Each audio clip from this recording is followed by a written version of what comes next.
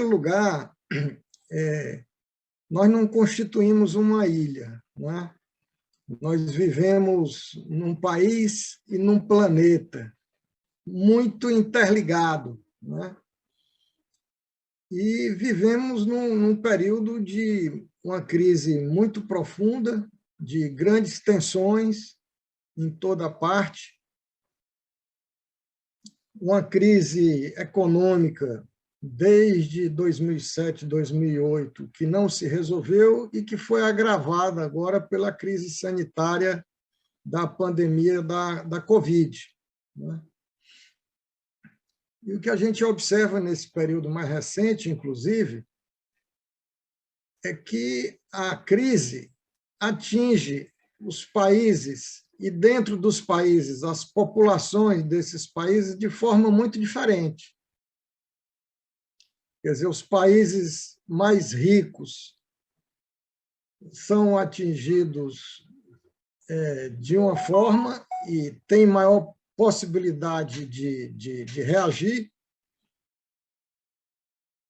e dentro de cada país, o que a gente observou é que a Covid, embora ela atinja a todos, ela atinge especialmente as populações de menor poder aquisitivo, os trabalhadores, né, os desempregados.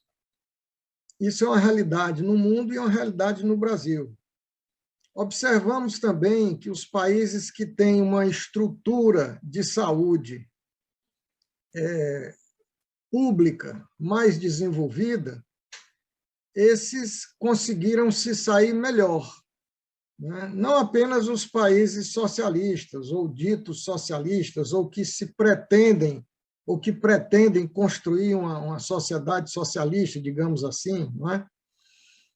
Mas mesmo no mundo capitalista, você vê que naqueles países onde você tem um sistema de saúde público, a resposta normalmente foi mais efetiva, né, no combate à Covid. Caso exemplar da China, né, que tem uma população de 1 bilhão e 400 milhões de habitantes e não tem 10 mil mortos, e foi lá onde a pandemia surgiu, em primeiro lugar. Portanto, o exemplo do que eles fizeram lá poderia ser seguido por outras nações para combater de uma forma melhor a propagação do vírus.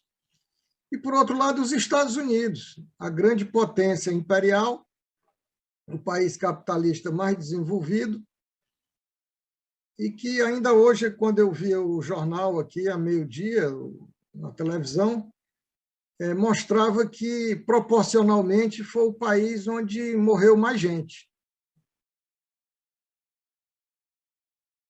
Proporcionalmente à sua população. Não apenas nominal, mas proporcionalmente, né? Foi o país que nominalmente morreu mais gente e proporcionalmente também, né? Em relação aos países europeus e o mundo mais desenvolvido.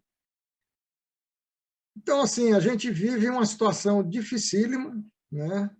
De crise que continua, mas, apesar da crise, a concentração de renda aumenta o número de bilionários e aumenta a sua riqueza. E as diferenças sociais, né, se agravam. Nós que fazemos o serviço público, nós estamos aqui no Brasil vivendo um momento muito especial, porque nós estamos num governo, desde o golpe, né, contra a presidenta Dilma em 2016, a gente está vivendo numa situação de governos que não tem compromisso com um projeto nacional de desenvolvimento. Muito pelo contrário, tanto Temer como Bolsonaro, eles estão aí para destruir o que foi construído durante o século passado e o início desse século no Brasil, né? Destrói a indústria nacional, destrói o nosso mercado interno, destrói os salários dos trabalhadores, os direitos trabalhistas. Ou seja, querem transformar o Brasil numa nova colônia subordinada aos interesses do império. É disso que se trata. É um presidente que bate continência para a bandeira norte-americana, né? E aí, nós não conhecemos nenhum país desenvolvido, seja país capitalista ou que pretenda construir uma nova sociedade, que se desenvolveu prescindindo de um Estado nacional forte e que induziu o seu desenvolvimento, que fortaleceu a sua indústria nacional, que desenvolveu ciência, tecnologia, inovação dentro de casa. Não é?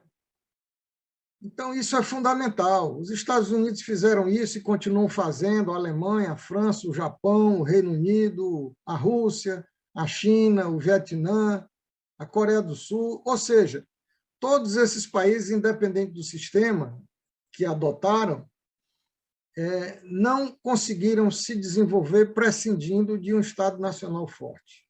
Né? E no Brasil não vai ser diferente.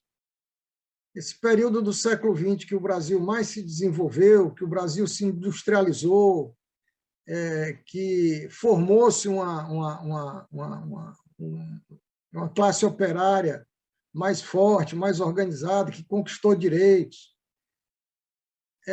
foi exatamente num período de desenvolvimento, um projeto de desenvolvimento, tendo como centro um Estado forte.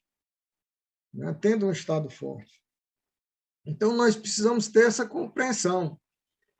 Quer dizer, o Brasil hoje é uma nação semi-destruída, então nós precisamos discutir esse projeto, discutir com os candidatos, sejam os candidatos a presidente, a governos estaduais, senadores, deputados federais e estaduais, né, para que a gente possa influenciar, né, nas eleições, para que a gente possa derrotar esse projeto que nós temos no Brasil, que não é apenas um projeto antinacional e antipopular, mas também um projeto antidemocrático, que ameaça a democracia no Brasil. Então, a gente precisa construir uma força política ampla no país, que tenha como centro, digamos assim, o campo democrático e progressista, os trabalhadores, a juventude, os movimentos sociais, mas para que a gente possa aglutinar forças mais amplas em torno de um projeto, eu diria assim, de salvação nacional, de recuperação da nossa economia, que não vai ser uma coisa simples nem fácil. E dentro desse projeto, claro, as nossas demandas de servidores públicos nas várias instâncias, tanto na instância federal como nas instâncias estaduais e municipais. Por último, eu queria dizer para vocês que o Fórum das Centrais Sindicais se reuniu há poucos dias e está convocando para os dias 11 e 12 de abril uma CONCLAT, que é uma Conferência Nacional das Classes Trabalhadoras, para discutir e aprovar uma proposta dos trabalhadores brasileiros para ser encaminhada para os candidatos à presidência da República. Eu acho que nós, servidores públicos, das várias instâncias, os nossos sindicatos, deveríamos fazer essa discussão e, de alguma forma, participarmos e influirmos, né, nesse debate e nessas decisões que vão ser tomadas nessa Conferência Nacional das Classes Trabalhadoras do Brasil, né, oferecendo também as nossas propostas e as nossas sugestões para o Brasil e para o serviço público em particular.